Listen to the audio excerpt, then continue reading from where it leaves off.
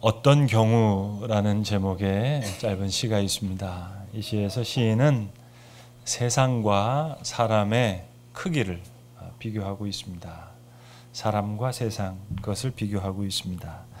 어떤 경우에는 이 세상 앞에서 내가 그저 한 사람에 불과하지만 어떤 경우에는 어느 한 사람에게 나는 세상 전부가 될 때가 있다. 그렇게 시작되는 시입니다. 나는 어떤 경우입니까? 그저 한 사람에 불과합니까? 아니면 이 세상 전부와 같은 사랑입니까? 여러분, 사랑이 없다면 인생이 무슨 의미가 있을까요? 세상에 수많은 사람 중에 그저 난 한 사람에 불과할 테니까 말입니다.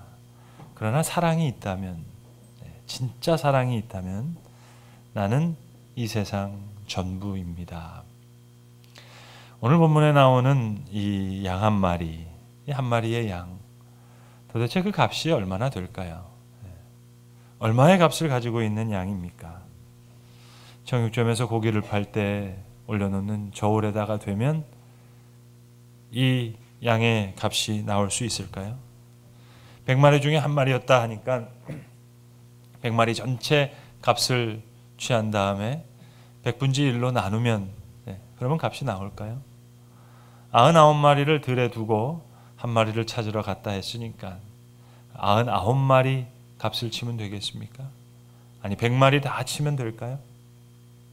그것도 안 될 것이 집에 돌아와서 벗과 친구들을 다 불러서 잔치를 했다고 했으니까 그 잔치 비용까지 다 포함시켜야 되겠네요. 그럼 그렇다면 양의 값이 다 나올 수 있느냐 하는 이야기입니다. 그럴 수 없습니다. 오늘 본문의 이야기는 참으로 아름다운 이야기입니다. 잃은 양과 그 양을 찾아 나선 목자의 이야기. 한 폭의 그림과 같습니다. 무궁무진한 말씀이 이 말씀 속에 있는 줄로 믿습니다. 양의 행복의 조건, 몇 가지를 생각할 수 있겠죠. 푸른 초장, 많은 풀이 있어서 자연스럽게 풀을 뜯어 먹을 수 있으면 참 좋겠습니다. 그리고 물을 마실 수 있는 잔잔한 물가, 쉴만한 물가, 이게 있으면 좋겠죠. 그리고 목자. 그러나 여러분 알고 보면 다 없어도 좋습니다. 선한 목자만 있다면 그는 행복한 양이 될 수 있을 테니까 말입니다. 오늘 본문의 이야기는 이렇습니다. 100마리의 양이 있었다 하는 겁니다. 그리고 99마리는 다 무사합니다. 그런데 한 마리가 지금 길을 잃었습니다. 여러분, 한 마리가 없어졌다는 사실을 이 목자는 어떻게 알았을까요? 100마리나 되는데 매 시간마다 하나, 둘, 셋, 넷 이거 셌을까요? 시간마다 점호를 했겠습니까? 그렇게 한다고 다 알 수 있을까요? 여러분, 만약 자녀가 한 10명 된다고 한번 생각해 보세요. 매 시간 이거 점호해야 되겠습니까? 1, 2, 3, 4, 5, 6 이거 숫자 매겨야 되겠습니까? 그렇게 파악하는 게 아니에요. 한 명이 없어지면 그냥 아는 겁니다. 오늘 목자는 한 마리의 양을 그렇게 알고 있습니다. 우리 예전에 시골에 할아버지들 사시는 집에 가시면 그 농사할 때 소를 귀하게 여기셨잖아요. 소 한 마리를 키우는데 이건 진짜 가축이죠. 가족과 같은 존재예요. 그래서 그 추운 겨울에 여물을 해서 메우고 할 때 그냥 그 방 앞에 소가 이렇게 고개를 쑥 집어넣어도 같이 삽니다. 같이 먹이면서 살아가는 거예요. 마치 그런 존재입니다. 요즘도 반려견 보면, 반려견 키우시는 분들 보면 정말 이름 붙여가면서 아이들처럼 키우시잖아요. 사랑은 계산이 아닙니다. 가만히 있어보자. 99마리를 들에 두고, 오늘 본문에 보시면 무슨 우리에 안전하게 집어넣었다는 얘기도 없습니다. 그냥 들에 두고, 이 잃어버린 양의 비유는 오늘 본문과 마태복음 18장에 두 군데 나오는데, 마태복음 18장에는 산에 그냥 두고 목자는 떠납니다. 자, 들판입니다. 산에 있습니다. 마냥 늦은 시간까지 이 한 마리 찾다가 혹시라도 99마리 중에 무슨 일이 생기면 어떻게 되는 겁니까? 계산하는 사람에게는 사랑이 성립되지 않습니다. 사랑은 계산이 아니니까요. 이건 물질이 아니고 생명의 문제입니다. 사랑의 문제입니다. 목자는 그렇게 양을 사랑합니다. 이제 생각합니다. 어느 넝쿨에 걸렸을까? 어디서 길을 잃었을까? 혹시 맹수를 만나지는 않을까? 밤에 잘 수가 없습니다. 이 양을 찾기까지 몸과 마음이 다 아파 들어갑니다. 그래서 찾아 나섭니다. 또 다른 숨겨진 진리는 이겁니다. 현 시점에서 목자는 양의 책임을 묻지를 않습니다. 율법적인 심판을 내리지 않습니다. 어째서 대열에 빠졌느냐? 먹이를 먹다가 두리번거리다가 길을 잃었냐? 그러면 너의 운명 이제 네가 책임져라. 그런 얘기가 없습니다. 아니 99마리는 다 무사한데 그걸 어떻게 미련하게 계시리? 너는 그렇게 어쩌다 그랬냐? 그러질 않습니다. 현 시점에서 양은 스스로를 구원할 수가 없습니다. 스스로를 일으켜낼 수 있는 그런 여력이 없습니다. 고로 아무런 책망을 하지 않습니다. 다만 내가 양을 찾겠노라. 목자가 책임을 집니다. 아마 혹 양이 실수했다면 그건 내 실수일 수도 있을 테니까 말입니다. 내가 제대로 돌보지 못해서 아마 길을 잃었냐 보다. 사랑하는 자는 사랑받는 자의 모든 율법적인 책임을 그가 지는 것입니다. 양이 얼마일까? 양의 가치가 무엇일까? 양 때문에 정해지는 게 아닙니다. 그 양에게 부어진 수많은 사랑, 쏟아부어진 희생 때문에 양의 가치가 정해지는 겁니다. 오늘 세리들과 죄인들이 예수님의 말씀을 들으러 나왔다. 성경은 그렇게 기록하고 있습니다. 세리와 죄인들이 가까이 주님 앞에 나오고 있습니다. 그 장면을 보고 있는 바리새인들과 서기관들이 영 마음에 들지 않는 거예요. 왜 예수님은 이런 죄인들의 친구가 됐을까? 왜 저들과 함께 먹고 마시는가? 그래서 지금 수근수근 거립니다. 이 사람이 죄인을 영접하고 음식을 같이 먹는다 하도다. 바로 이런 상황에서 주신 말씀입니다. 바리새인과 서기관들 나름대로 열심히 살아가려고 하는 사람이에요. 누구보다 올곧게, 누구보다 바르게 살아가려고 하는, 누구보다 노력하고 수고하고 애쓰는 사람들입니다. 그러니 양이 길을 잃었어요. 할 말 많죠.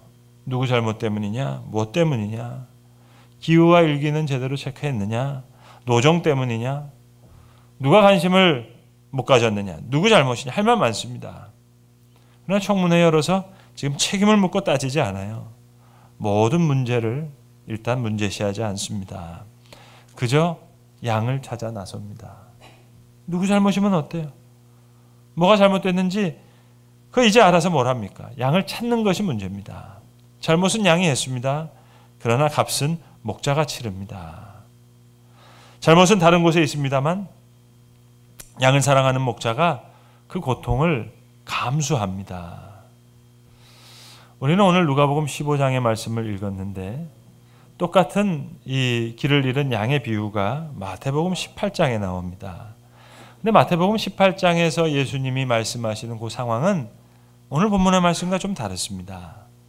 마태복음 18장에서는 제자들이 모여서 지금 천국에서 누가 더 크겠느냐 그 문제 때문에 분위기가 후끈 달아올랐습니다.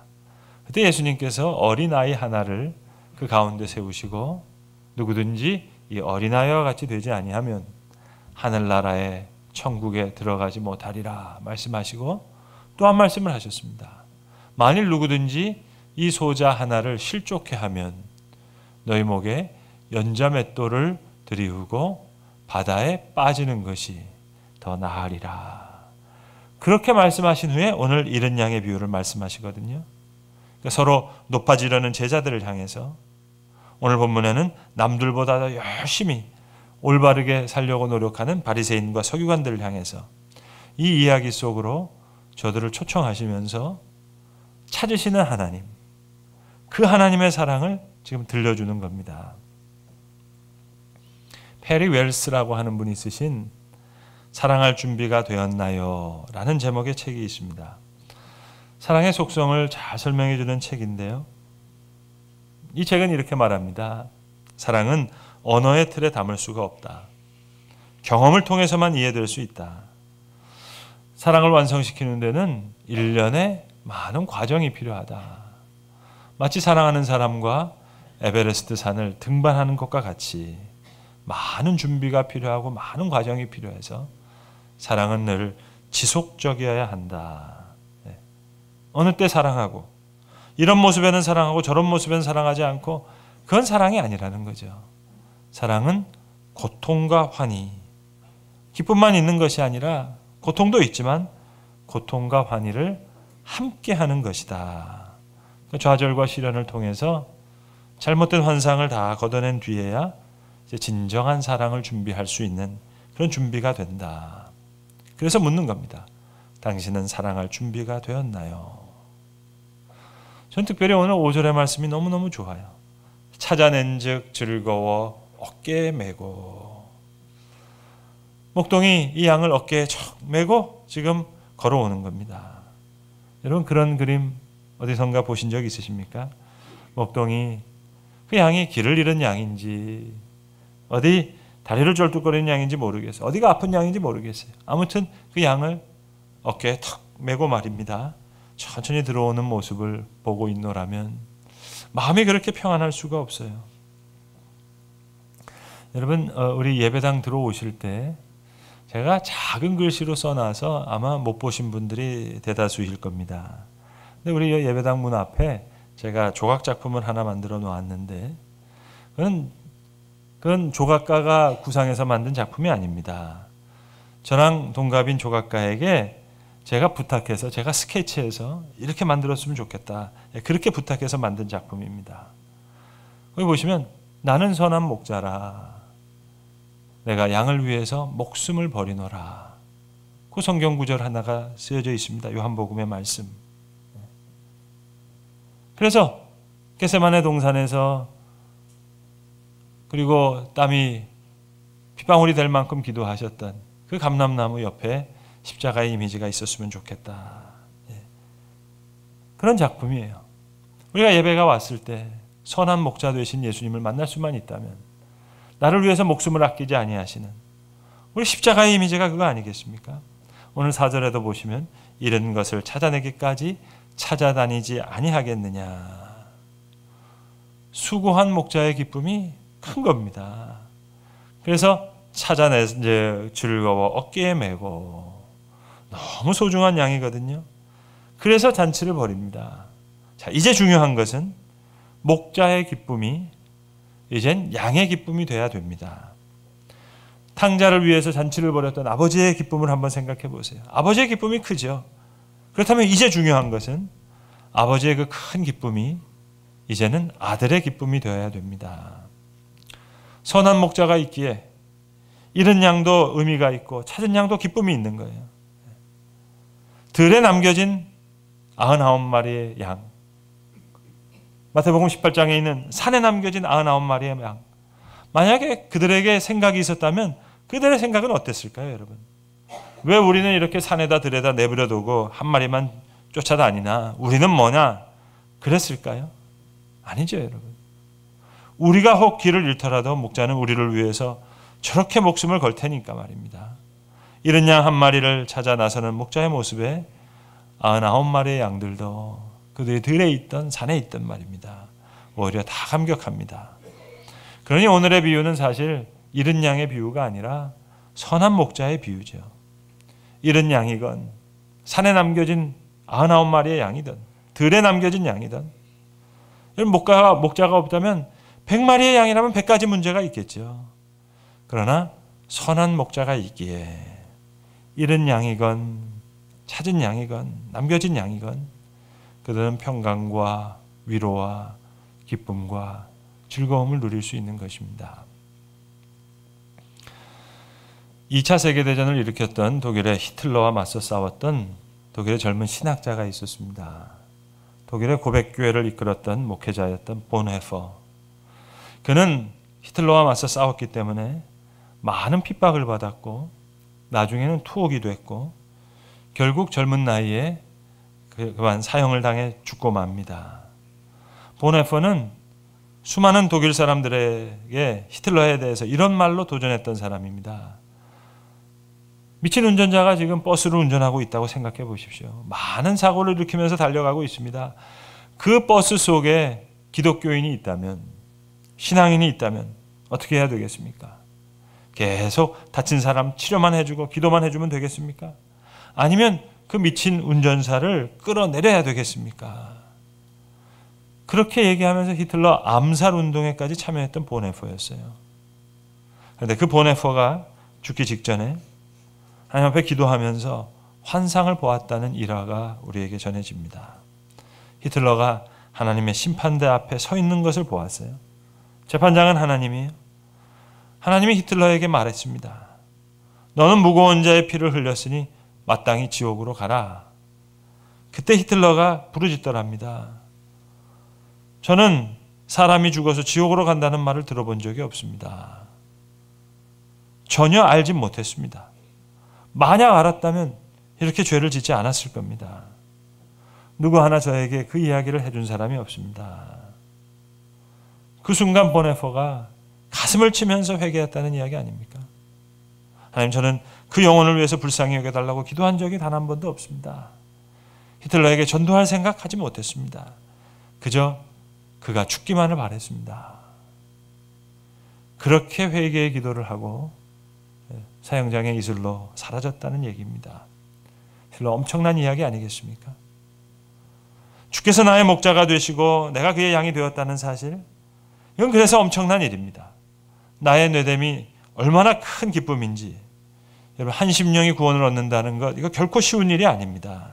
목자로부터 받은 사랑, 이 사랑을 받은 나 자신을 생각할 때 내가 버림을 받았던, 상처를 받았던 양이건 멀리 갔던 양이건,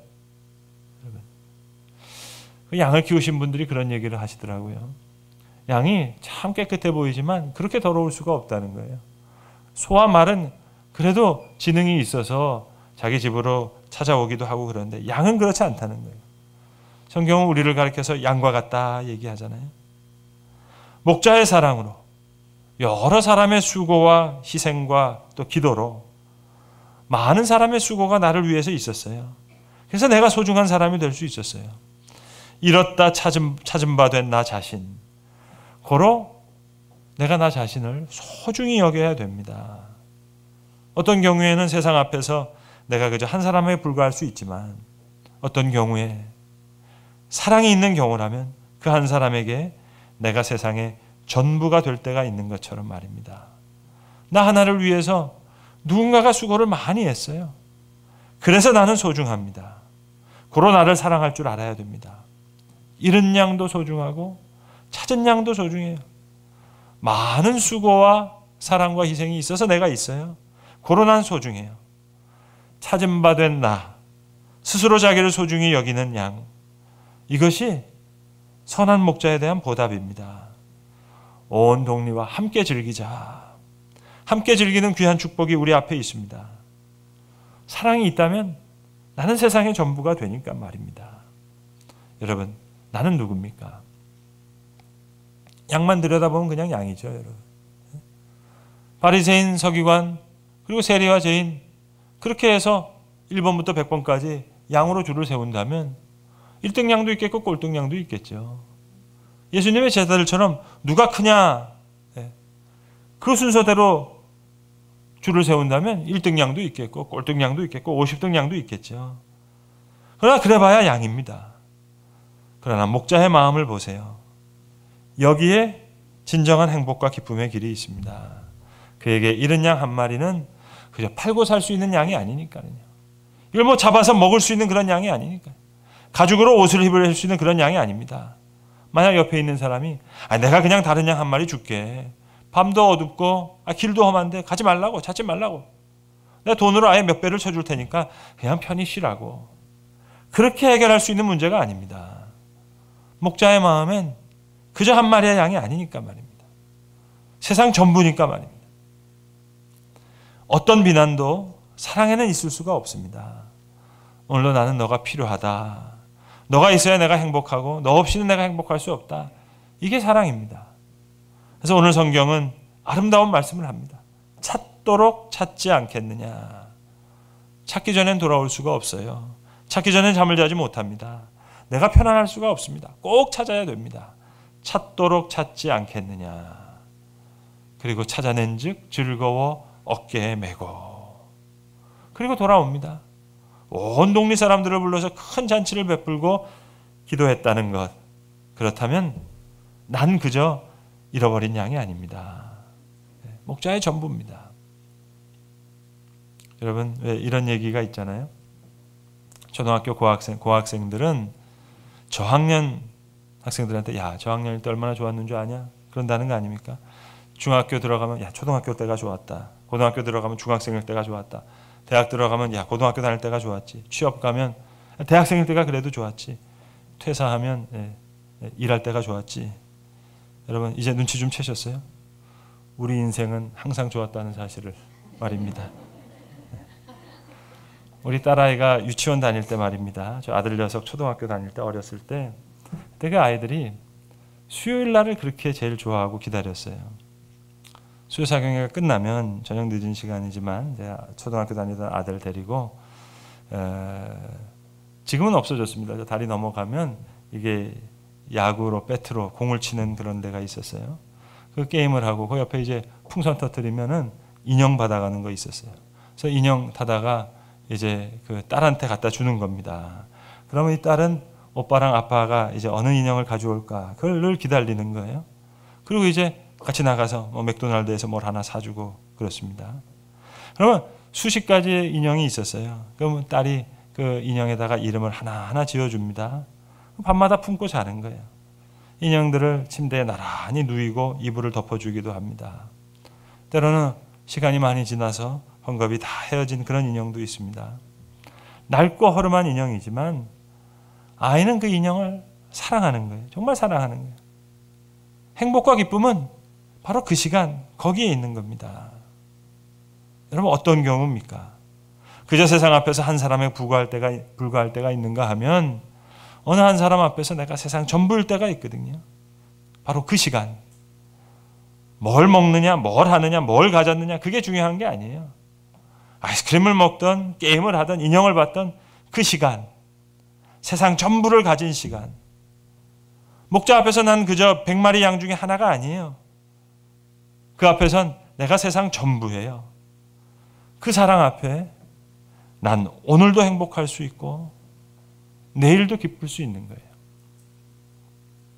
실제로 있었던 실화인데요. 어느 지방에서 사역하던 한 전도사님 이야기입니다. 전도를 열심히 하는데 그날따라 많은 사람들로부터 이 전도사님이 크게 낙심하는 이야기를 많이 들었습니다. 그 손을 붙잡고 예수 믿으세요. 그러면 난 장로 친구한테 사기를 당해서 난 그 예수 안 믿는다고. 그런 말 나한테 하지 말라고. 또 다른 사람 찾아가면 내 동생이 예수를 믿는데 그 동생이 예수 믿는 다음부터 우리 집안이 엉망이 됐다고. 나 그런 예수 안 믿는다고.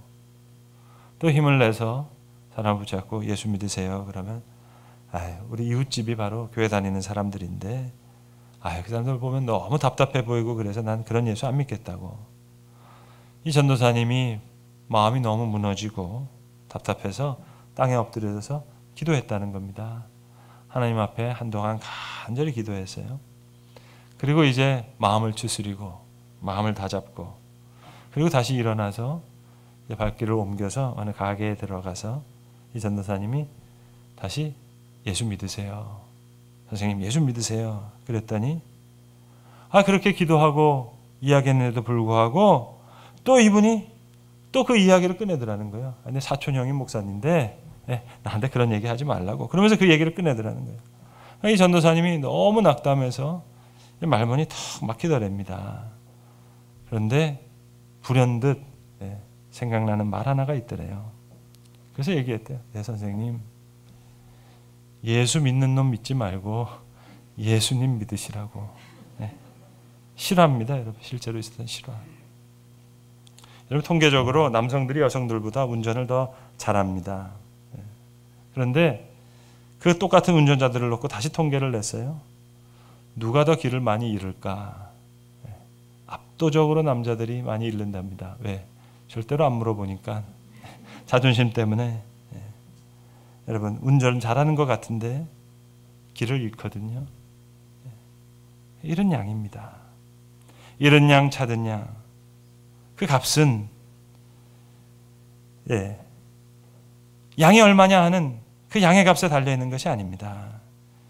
잃은 양의 가치와 의미, 또 찾은 양의 즐거움과 기쁨, 모두는 목자의 수고와 사랑과 그 희생에 달려있는 것입니다. 기도하겠습니다.